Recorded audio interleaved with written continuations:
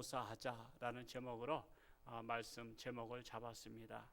자, 이 세상 살면서 내 인생에 가장 중요한 것이 무엇이라고 생각하십니까? 인생 살면서 내 인생에 가장 중요한 것. 어느 철학자가 길을 헤매면서 방황하고 있었습니다. 길거리를 막 헤매면서 어떻게 땅에서 뭘 찾는 것 같기도 하고, 그래서 어떤 젊은이가 물어봤어요. 선생님, 뭘 찾으십니까? 라고 물어봤어요. 그랬더니 이 철학자가 말하기를 나는 나를 잃어버렸는데 나를 찾으러 다니는 길이네. 그런 거예요. 나를 찾으러 다닌다는 거예요. 철학자답게 말씀하셨죠? 이 어떤 사람은 무엇을 소지품을 잃어버린 줄로 질문했지만, 이 철학자는 형이상학적으로 나는 나를 찾아서 이렇게 돌아다니고 있네, 방황하고 있네, 이렇게 말을 했습니다. 내가 누구인지, 내가 어디서 와서 어디로 갈 것인지 이것을 아는 분이 몰라서 다들 방황하고 있습니다. 여러분은 어디서 왔는지 아세요? 예를 들어서 여기에는 지금 연령이 90대 계신 분들 계시니까 100년 전에 여러분 어디서 계시다가 오셨어요? 이 땅에 100년 전에. 그리고 지금 여기에 살고 있지만 앞으로 100년 후에는 어디가 계실 것 같아요? 하늘나라?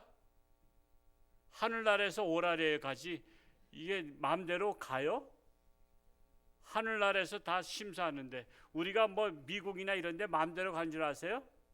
비자 발급 받아야 되고요, 입국 수속 밟고 또 거기에서 심사해가지고, 여행객이야 모르지만 거기에 살러 간다 그러면요 인터뷰까지 하는 거 아시죠?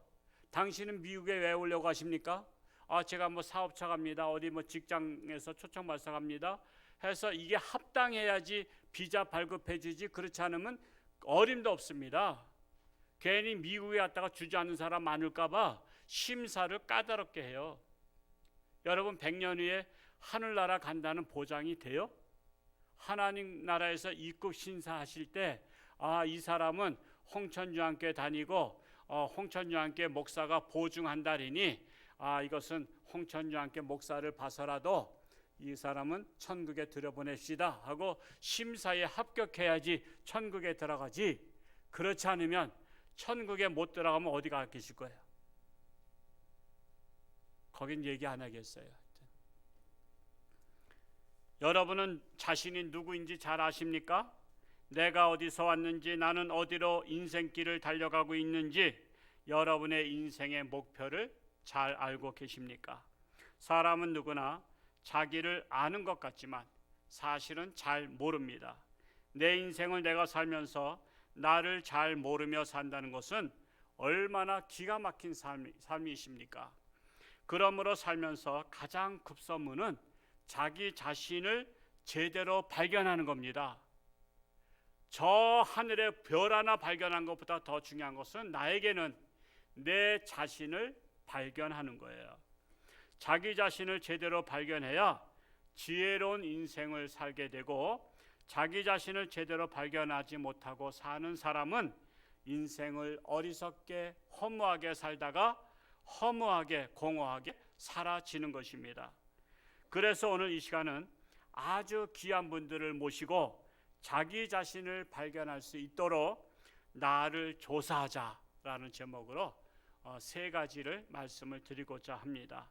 먼저 예레미야서 3장 10절 40절 말씀을 우리가 한번 같이, 이 앞에 글자 잘 보이시죠?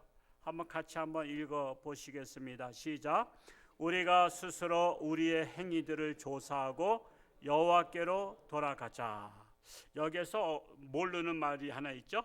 우리가 스스로 우리의 행위를 조사하는 것까지는 알겠는데 도대체 여호와께로 돌아가지, 여호와가 누구야? 여호와는 히브리어의 원래 발음이에요. 원래 발음은 또 야훼를 여호와로 번역했는데 사실은 여호와는 우리나라 말로는 하나님이에요. 그래서 하나님께로 돌아가자라고 말씀하고 있는 거예요. 그러면 첫 번째로 우리가 인생 살면서 조사할 것, 첫 번째는 나의 육신의 몸부터 조사를 해보시기 바랍니다. 가장 간단한 거예요. 가장 쉬운 겁니다. 내 자신의 육신을 조사하는 건데요. 내 육신은 이 세상을 한평생 살면서 인생길을 달려가는 자동차와 같다라고 비교해 보겠습니다. 내 인생은 나란 자신은 인생길을 달려가는 자동차와 같은 인생의 장막이라고 말할 수 있어요. 여러분, 자동차가 수명을 다하기까지에는 여러분 자주 점검해야 된다는 사실 아시죠? 자동차가 가령 50년을 탄다고 50만 킬로를 탄다고 하면요, 여러분 수시로 점검해야 돼요. 새 차는 점검 안 해도 돼요. 새 차는 그런데 2년 3년 지나서부터는 점검하기 시작해야 돼요. 예를 들어서 내가 여기에서 우리나라 끝이 어디죠? 전라도 쪽으로 가면 목포라는 곳이 있어요. 자, 목포까지 내가 가는데 중간에 쉬었다 가는 게 지혜로울까요? 그냥 한 번에 그냥 다이렉트로 가는 게 지혜로워요? 여러분 생각에. 그래도 중간에 한두 시간 만에 쉬었다가 또 차도 열 좀 식히고 또 차 한 잔도 마시고 또 이렇게 몸도 기지개도 펴고 가는 것이 내 몸에도 좋고 자동차에도 좋은 거 아시죠? 만약에 여름에 영상 35도 되는데 목포를 가는데 쉬지 않고 계속 달리면 그 안에 엔진이 계속 돌아가느냐고 열받아요. 열받아 가지고 과부하가 생겨서 퍼지는 거 아시죠? 그래서 그냥 어디 한쪽에다 놓고 뇌까차 부르고 여름에 휴가 가다가 아주 그냥 고집불통으로다가 쉬지 않고 가다가 자동차 열받아 가지고 나 이 주인 못 모시겠다 그냥 퍼져버리는 자동차가 가끔 있어요. 이것처럼 우리 인생도 기계와 같아서 여러분, 하나님께서 인간들에게 일주일에 한 번씩 쉬어라 말씀했어요. 근데 사람들 욕심이 많아가지고 안 쉬고 계속 일을 해. 그러다 보니까는 옛날 분들은요, 이게 진작부터 교회 다녔으면 일주일에 한 번씩 쉬는데 이거 교회를 안 다니다 보니까 누가 쉬라 소리도 안 하니까 계속 그냥 욕심 가지고 돈 벌다가 그냥 허리가 꼬부라지고, 그래서 50이 되고 60이 되면 환갑만 되면은 벌써 이제 돌아가실 때가 됐다고요. 그런데 오늘날에는 말을 잘 들어. 하나님께서 일주일에 한 번 쉬어라. 그게 언제예요? 안식일. 오늘이 주일이에요. 그래서 일주일에 한 번씩 쉬고 일을 하면 몸의 컨디션도 좋아서 보통 90세, 100세를 사시는 거예요. 하나님 말씀 잘 들으면요, 건강하게 살 수 있어요. 뿐만 아니라 자동차도요. 여러분, 자동차라는 것이 새 차는 2, 3년 동안 괜찮지만 수리 점검할 필요가 없지만 한 3년 지나면서 뭔가 좀 갈아야 돼. 우린 자동차는 매일 차 타는 것만큼 휘발유 넣죠. 휘발유가 뭐죠? 자동차의 밥입니다. 우리가 밥을 먹어야 기운이 나서 달려가듯이 자동차도 휘발유를 먹어야 돼요. 그리고 또 가끔가다 엔진 오일도 갈아야 되고요. 겨울 되면 타이어도 바꿔야 돼요. 스노우 타이어로. 강원도는 특히 필수입니다. 그래야 이 차가 온전하게 제명을 다할 수가 있습니다. 그런데 내가 타고 다니는 자동차에 신경을 쓰지 않고 무관심하게 무작정 타고 다니기만 한다면 고장이 나기 시작하고 심하면은 불과 몇 년 못 타서 폐차시켜버려요. 가령 자동차 우리나라 보통 한 10년 정도는 타야지 그래도 실속 있게 탔다고 말할 수 있잖아요. 그런데 자동차 신경 안 쓰고 무조건 그냥 끌고만 다니다 보면 5년도 안 돼가지고 폐차시킬 수 있어요. 이것처럼 우리 인생도 100년이라는 인생을 살 수 있는데 내 몸을 조사하지 않고 점검하지 않고 내 몸을 관리하지 않으면 100세 살 인생이 50도 못 살고 가시는 분들이 더러 계셔요. 그래서 내 육신을 조사하는 게 중요하다. 점검하는 것이 중요하다. 다리가 불편하면 다리를 조사해 봐야 되죠. 팔이 이상이 있으면 팔을 조사해 봐야 돼요. 시력이 나쁘면 안구를 조사하고, 머리가 나쁘면 머리를 조사해 봐야 돼요. 그리고 위장이 아프면 위장을 조사해 봐야 돼요. 열이 높아도 조사해 봐야 돼요. 제가 오늘 아침에도 우리 성도들 이렇게 또 많이 오시는데 내가 열이 나면 안 되지 하고서는 제가 새벽에 내려가서 손을 거다 쓱 내밀어서 봤더니 32점 몇 나오더라고. 그러면서 이쁜 아가씨일 것 같아. 목사님 정상입니다. 오늘 설교 마음껏 하세요. 그래서 제가 마음껏 하는 거예요. 정상이에요, 정상. 제가 정상해야 되잖아요. 항상 자기를 체크해야 돼. 그것이 바로 남을 위한 배려야. 내가 코로나 걸린지도 모르고 막 싸돌아다닌다 그러죠. 싸돌아다니면 가는 데마다 코로나 걸리잖아요. 그래서 항상 어디를 갈 때는 자기를 점검해보고 가야 돼요. 내가 이상이 없는지, 내가 남에게 누가 되지는 않는지. 그래서 남을 조사하는 게 아니라 나 자신을 조사해야 된다는 것입니다. 그런데 내 육신을 이용하고 살면서도 관심을 갖지 않고 정기적으로 조사하지 않으면 나중에는 감당하지 못할 일이 발생한다는 것입니다. 그래서 내 몸을 아끼고 사랑한다면 남을 조사하고 판단하고 비방하고 하지 말고, 어떤 사람들은 남 뒷조사만 해. 남 뒷조사해가지고 남의 약점을 끄집어내고 약점을 비판하고 비난하는데, 여러분 남이 그렇게 중요하지 않아요. 솔직히 내가 중요하잖아요. 내가. 우리 각자 내 자신 중요하잖아. 남 조사할 시간 있으면 나 자신을 조사하세요. 그래서 내 자신의 이상이 있는지 없는지를 조사해서 내 자신의 건강을 우리가 인생 마칠 때까지 건강한 모습으로 사시기를 축복합니다. 그래서 우리가 자동차가 이상이 있으면 어디 가죠? 카센터 가죠. 우리 몸이 이상이 있으면 어디 가요? 병원에 가야 되는 거예요. 그래서 병원에 가서 나를 조사해 달라고 해야 됩니다. 젊어서보다는 나이가 들수록 자주 조사해야 합니다. 이는 새로 산 자동차보다 오래된 자동차는 자주 점검해야 되는 것과 같습니다. 우리에게 오신 여러분들은 자신의 인생길을 책임지고 달려가는 육신의 장막을 자주 점검하고 조사해서 건강한 인생을 모두가 사시기를 축복합니다.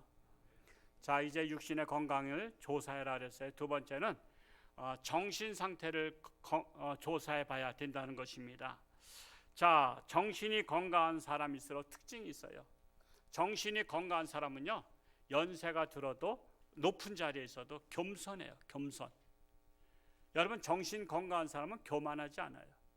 정신이 병든 사람들이 교만하고 껍죽껍죽대, 잘난 척해.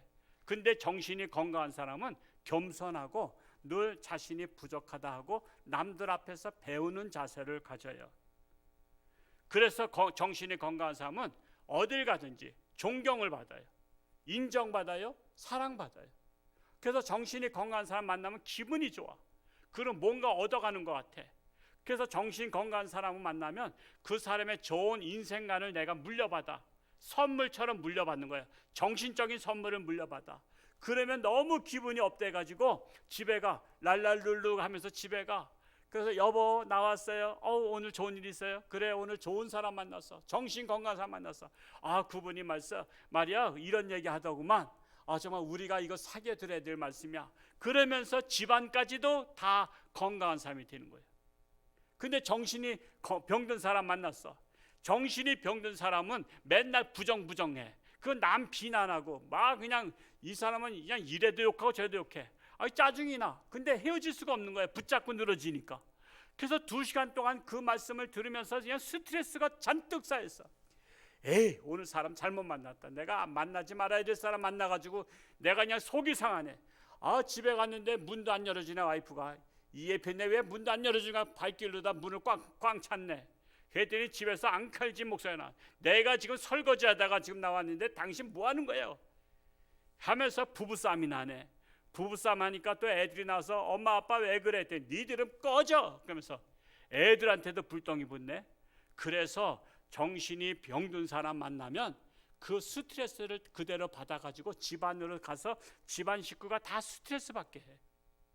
그래서 우리는 정신이 내가 또 건강해야 되고 건강한 사람을 만나야 그 사람 말씀을 듣고 내 정신도 더 건강해지고 점점 기분도 업되고 내 집안도 건강한 집안 될 수 있다는 사실이에요. 그러니까 나도 건강하고 내가 만난 사람들 정신이 건강한 사람을 만날 수 있기를 축복합니다. 그래서 정신이 병든 사람은 욕을 먹고 살고 비난받으며 삽니다. 그러다 보니까 주변에 사람이 떠나요. 그래서 친구들이 없다는 사람은 정신을 조사해 볼 필요가 있어요. 아, 나는 친구가 없어요. 나는 전도할 친구가 없어요. 여러분, 친구 없는 거 자랑하지 마세요. 얼마나 사람이 못났으면 친구 없어요? 여러분, 정신 상태가 좋으면요, 친구들이 따라 붙어요. 친구하자고 자꾸만 붙어요. 그래서 인기 있는 사람이 뭐예요? 정신이 건강한 사람이 인기가 있어요. 친구가 왜 없어요? 내 인생 50년 살면 50명은 1년에 한 명씩만 만들어도 50명은 있어야 될 거 아니야.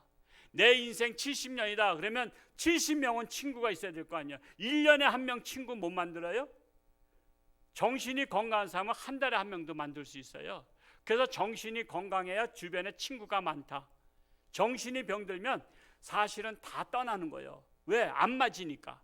사람 안 맞는 사람 만나는 것처럼 스트레스 받는 게 있어요. 그래서 친구가 없는 거예요. 여러분, 친구가 없으신 분들은 오늘부터라도 친구들을 사귀시기 바래요. 친구 사귀려면 여러분 그 사람 만나가지고 늘 비난하고 같이 욕하고 그러면 그 사람이 다음부터 만나요? 안 만나주죠. 그래서 내 자신을 점검해보고 내 자신이 건강한 사람이 되어야 친구도 따라 부른다는 사실이에요. 뿐만 아니라 이 세상은 더불어 살아가는 공동체입니다. 그런데 공동체적인 삶을 적응하지 못하는 분들이 있습니다. 가령 학생들은 학교 적응해야 되죠.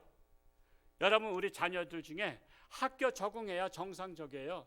학교 생활을 적응하지 못하고 학교에서 난 학교 안 다니겠대. 왜 안 다니냐 했더니 선생님 마음에 안 들어. 친구들도 마음에 안 들어. 근데 어떤 학생들은 학교 적응을 잘해. 선생님도 마음에 든대. 그리고 친구들도 마음에 든대. 왜 똑같은 학교를 다니면서 어떤 학생은 마음에 든다고 적응을 잘하고 어떤 학생은 마음에 안 든다고 학교를 나와? 어떤 학생은 또 왕따를 당해. 왕따를 당하는 것도 문제고 왕따 시킨 것도 문제예요. 다 정신적 건강하지 못하기 때문에 그래요. 그래서 우리 자녀들이 학교 생활 적응하지 못한다면 그 학교가 잘못됐다고 학교를 전학가지 말고 우리 아이의 정신 상태가 건강하지 못하구나 생각하고 정신이 건강할 수 있도록 힘써야 된다는 사실이에요. 직장 생활도 마찬가지예요. 여러분, 직장 생활도요, 한 직장에서 평생을 마치는 분들이 있는데 어떤 분은 이 직장 틀렸다, 사장이 마음에 안 든다, 동료들 마음에 안 든다 그러면서 맨날 바꿔. 여러분, 직장도요, 적응 잘하신 분은 윗사람한테 잘해서 존경받고 인정받고요, 또 아랫사람한테 존경받아요. 그래서 한 직장에서 평생을 마치는 분들도 없지 않아 있어요. 교회도 마찬가지예요. 교회도 적응을 잘하시는 분은 10년, 20년, 우리 교회 20년 이상 일편단심 우리 홍천중학교 다니는 분들 계셔요. 어떤 분들은 마음에 안 든다고 떠나. 근데 이게 사실은 다 마음에 들겠어요? 솔직히 여러분은 남들한테 물어보세요. 마음에 드냐고.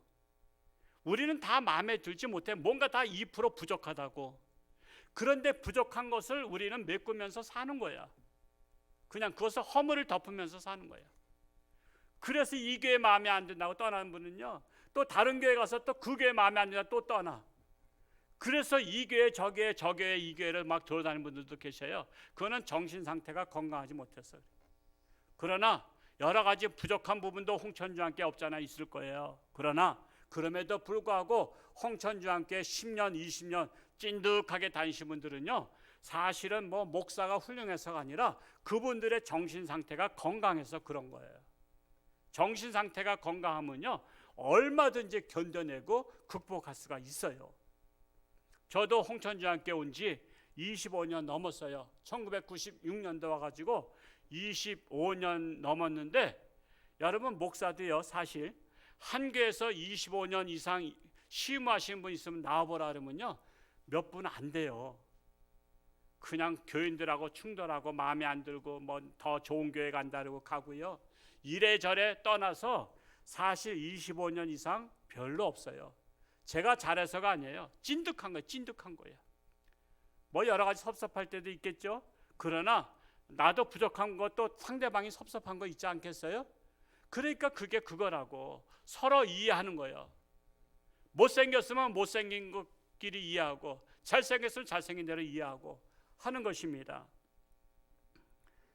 그래서 정말 잘 적응하지 못하신 분들은 정신 상태를 건강하신지 조사해 보시기 바랍니다. 세 번째로 나의 영혼을 조사하는 것이 가장 중요합니다. 그런데 세상 분들은요, 안타깝게도 영혼이 있는지 없는지를 모르셔. 그래서 영혼이 중요한지를 몰라요. 여러분, 있어야 중요한 줄 알죠? 없으면은, 모르면은 중요한 줄 몰라요. 이게 문제야. 이게 중요한데도 중요한 줄 모르는 게 이 세상 사람들이에요. 자, 이 영혼의 문제를 잠깐 터치하겠어요. 뭐 긴 시간이 아니지만 요한일서 1장 8절에서 10절 세 절 말씀, 조금 길긴 하지만 우리 한번 스크린 나오는 것을 따라서 한번 읽어볼까요? 시작. 만일 우리가 죄가 없다고 말하면 스스로 속이고 또 진리가 우리 속에 있지 아니할 것이요, 만일 우리가 우리 죄를 자백하면 그는 미쁘시고 의로우사 우리 죄를 사하시며 우리를 모든 불의에서 깨끗하게 하실 것이요, 만일 우리가 범죄하지 아니하였다 하면 하나님을 거짓말하는 이로 만드는 것이니 또한 그의 말씀이 우리 속에 있지 아니하니라. 이게 알쏭달쏭 우리 처음 오신 분들이야 좀 이게 도대체 이 말을 하는 거야 저 말을 하는 거야 저 이렇게 말이 좀 헛갈리기도 하실 겁니다. 그러나 제가 나름대로 여러분에게 알기 쉽게 재해석해서 말씀을 드려보고자 합니다. 먼저 우리가 많은 사람들이 착각하는 것은요, 자신이 죄인이 아니라고 생각해요. 자신이 죄인이 아니라고. 이는 마치 병든 사람이 건강한 줄 착각하고 살다가 뒤늦게 말기암을 발견하는 것과 같아요. 그런 분들 계시죠? 여러분, 직장암이라든가 이런 것 종류의 암은요, 마지막까지도 잘 반응이 없대. 그래서 사람이 몸이 아프면요, 빨리 반응이 나와야 그걸 고치잖아요. 그런데 반응이 없어. 그러니까 건강한 줄 알아. 그랬다가 나중에 피가 나오고 그러면 뒤늦게서 그때서 병원에 가보면 그때는 늦었습니다 할 때가 많아요. 그래서 우리가 내가 건강하다고 착각하는 것처럼 나의 영혼이 건강하고 나는 죄가 없다라고 착각하면서 사는 인생이 많아요. 옛날에 어떤 두 자매가 언니가 몸에 좀 이상이 있는 것 같아서 자꾸만 걱정되는 거야. 근데 병원에 갔다가 암이라 그러면 어떻게 할까 걱정돼가지고 병원을 못 가. 그러니까 동생이 설득한 거예요. 언니, 내가 같이 가줄게. 걱정하지 마. 내가 같이 가줄게. 하고서는 언니가 동생을 데리고, 동생이 언니를 데리고 병원에 갔어요. 병원에 가서 진찰을 받고 이제 의사 선생님 앞에 앉아 있는데 동생은 그 옆에, 내가 옆에 같이 있어줄게, 보호자입니다. 그래서 같이 들어갔어. 그런데 의사 선생님이 동생 앞으로 오라고. 아니요, 저는 건강한데요. 아니요, 내가 볼 때는 언니보다 동생을 좀 봐야 될 것 같아. 수석 밟고 진찰 받으시오. 그러니까 나는 보호자로 왔어요. 나는 이상이 없어요. 저는 깨끗해요. 지금 언니 제가 보호자로 왔다니까요. 의사가 받으라면 받으시오. 그래서 조사를 했더니 동생이 암이야. 그리고 언니는 위장병이 조금 나서 위궤양인가 뭔가. 그래서 약만 조금 먹으면 된대. 아니, 언니 때문에 갔다가 동생이 심각한 병에 걸린 거예요. 그래서 동생이 너무 시간이 지나서 너무 늦게 왔다고. 그래서 동생이 죽었대. 여러분, 자기가 착각하면 안 돼. 나 건강하다 착각하면 안 돼. 나는 죄인이 아니라고 착각하면 안 돼요. 내가 죄인인지 아닌지를 조사해 봐야지 알지. 자기가 자기 죄인인지 아닌지를 어떻게 알아요? 그래서 1장 8절에 그랬죠. 만일 우리가 죄가 없다고 말하면 스스로 속이고 또 진리가 우리 속에 있지 아니할 것이요. 자기가 죄가 없다고 말하면 스스로 자기를 속이는 자가 된다는 거예요. 다시 말씀드리자면 나는 죄가 없다고 생각한다면 스스로 속아 사는 인생이 되는 것이고 진리가 내 안에 없고 거짓이 내 마음을 주장하고 있다라는 사실이에요.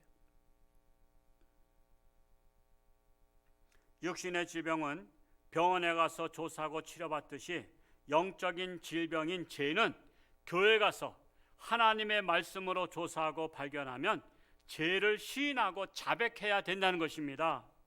그래야만 죄 문제 깨끗이 해결할 수 있어요. 병을 이쁜 병이 있는데 이 깊은 병이야. 귀 따라서. 근데 그 안에 지저분한 먼지들이 쌓였어.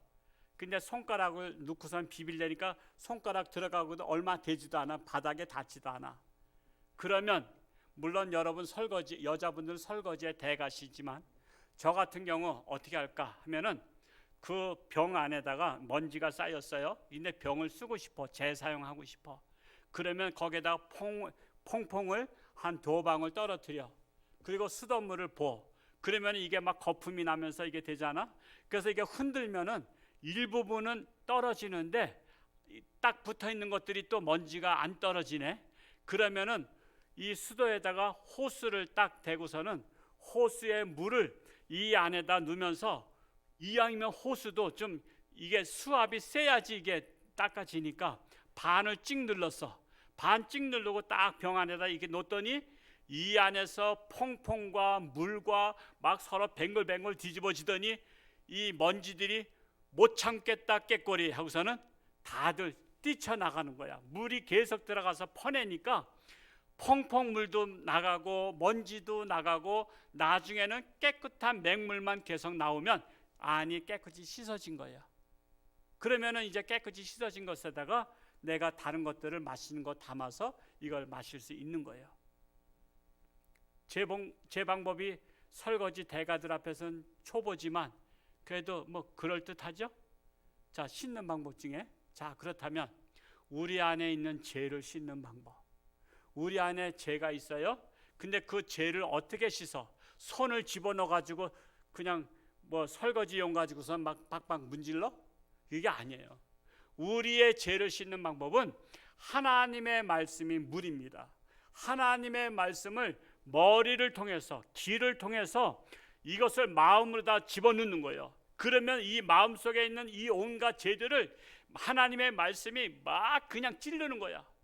하나님의 말씀은 예리한 검과 같아서 막 찔르니까 이 죄들이 아이고 이리저리 피하는데 칼이 막 춤을 추면서 하나님의 말씀이 춤을 추면서 찌르니까 더 이상 이 마음속에 들어있다가는 내가 찔려 죽겠다 해서는 이 마음에 있는 온갖 죄들이 못 견디겠다 못 살겠다 해서는 깨꼬리 하면서 밖으로 나가는 거예요. 그래서 하나님의 말씀을 자꾸만 들어야 돼요. 하나님의 말씀으로 자주 내 마음을 씻어야 돼요. 그래야 깨끗함을 받을 수 있어요. 여러분은 지금 뭘 보러 홍천주 함께 오셨어요? 하나님의 말씀을 들으러 오셨어요.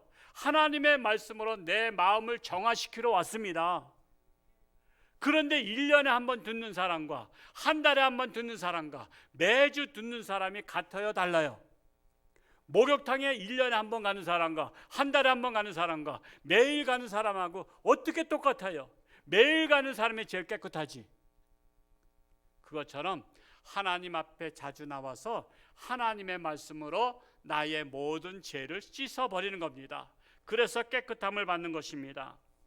자, 그래서 요한일서 1장 9절을 다시 한번 읽어볼까요? 요한일서 1장 9절 같이 읽습니다. 시작. 만일 우리가 우리 죄를 자백하면 그는 미쁘시고 의로우사 우리 죄를 사하시며 우리를 모든 불의에서 깨끗하게 하실 것이요. 우리 죄를 자백하는 게 중요해요. 나 죄 없다라고 말하면요, 여러분 살인범이 경찰서에서 모든 증거를 가지고선 살인범이 검찰 앞에 섰는데 검찰이 당신의 죄를 자백합니까? 그랬는데 뻔연히 살인했어. 비디오에 다 찍혔어. 그런데도 나는 안 죽였습니다. 그러면 이거 괘씸죄로다 더 형량 때리죠. 차라리 내가 그때 잘못했습니다. 내가 그때 내가 술 취해가지고 정신이 없어가지고 내가 이렇게 흥분해서 했습니다. 한 번만 살려주십시오. 좀 용서해 주십시오. 좀 죄를 감해 주십시오. 그리고 시인하면 불쌍히 여겨서라도 10년 때리고 5년 때리는데, 아니 이게 뻔뻔하게 내 죄 안 졌대. 사람 비디오에 나온 것도 이 사람인데도 자기 아니래. 그러면 검찰이 뭐라 그래?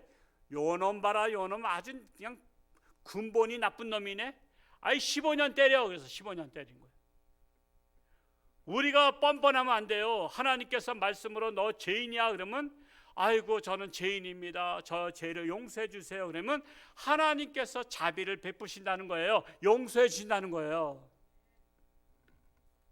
그래서 죄를 자백해야만 죄 사함을 받고 깨끗한 사람이 될 수가 있는 것입니다. 사람마다 겉은 멀쩡하게 생겼는데 속은 병든 사람이 있는 것 같이, 사람마다 겉은 착하게 생겼는데 속에는 온갖 죄악이 가득 찬 사람들이 많아요. 이는 남들은 몰라도 자신은 잘 알아요. 그래서 마태복음 15장 19절에 뭐라고 했냐? 한번 같이 읽어볼까요? 시작. 마음에서 나오는 것은 악한 생각과 살인과 간음과 음란과 도둑질과 거짓 증언과 비방이라고 했습니다. 그러므로 내 영혼을 조사해서 온갖 죄악을 벗어버리고 깨끗한 사람이 되어야 한다라는 것입니다.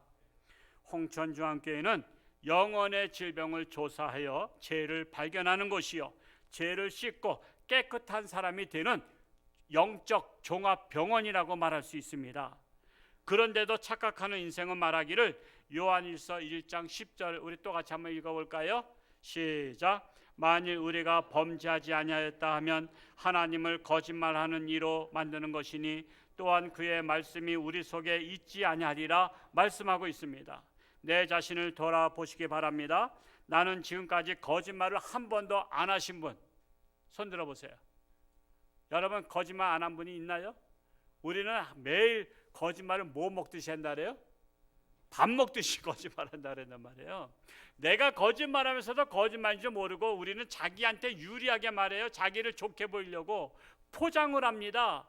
그래서 우리는 거짓말 밥 먹듯이 해요. 그런데도 거짓말쟁이가 아니라고 말하면 하나님이 거짓말쟁이라 말하는데 그러면 하나님이 틀렸단 말입니까?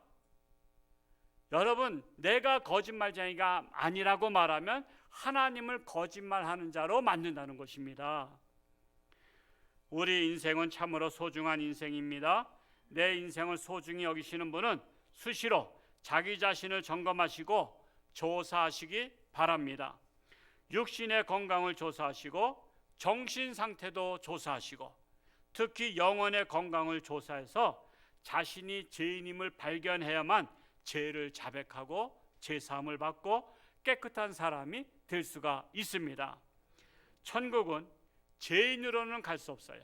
그러나 죄사함을 받은 자는 갈 수 있어요. 죄사함을 받고 깨끗하다고 인정받는 사람이 가는 것입니다. 저는 오늘 오신 여러분 모두가 우리 홍천중앙교회 교인뿐 아니라 오늘 이렇게 초청을 받아서 오신 모든 분들이 자신의 죄를 발견하고 하나님 앞에 저 죄를 깨끗이 씻어주세요 고백하고 죄 씻음을 받고 천국에 다 들어가시기를 축복합니다. 기도하겠습니다. 사랑하는 아버지 하나님, 우리는 우리를 조사해 봐야 됩니다. 육신이 건강한지 조사해 봐야 됩니다. 정신 상태는 건강한지 조사해 봐야 됩니다. 그리고 우리의 영혼은 건강한지 조사해 봐야 됩니다. 그러나 영혼이 중요한 것을 알지 못하기 때문에 영혼이 병들었어도 영혼이 죄악 속에 물들었어도 우리는 건강해야 되는 것을 깨닫지 못하고 살다가 우리는 불행한 인생을 마치는 자들이 얼마나 많은지 모릅니다. 그러나 홍천중앙교회는 종합병원과 같습니다. 영혼을 고치는 종합병원입니다. 하나님의 말씀으로 새롭게 변화시키는 병원입니다. 그리고 또한 홍천중앙교회는 목욕탕과 같습니다. 하나님의 말씀이 물이 되어서 우리의 마음속에 있는 온갖 더러운 것들을 다 깨끗이 씻어내고 깨끗함 받고 하늘나라에 가기에 합당한 자들로 바뀌어지는 인생들이 되는 것입니다. 오늘 이렇게 또한 방문을 해서 홍천중앙교회 처음 왔지만 오늘 말씀이 살아 역사하사 저들의 심령을 변화시키고 저들의 마음의 온갖 더러운 것들을 깨끗함을 받고 하나님을 영접하고 장차 하늘나라에서 영원히 살아갈 수 있는 축복된 자들로 삼아 주옵소서.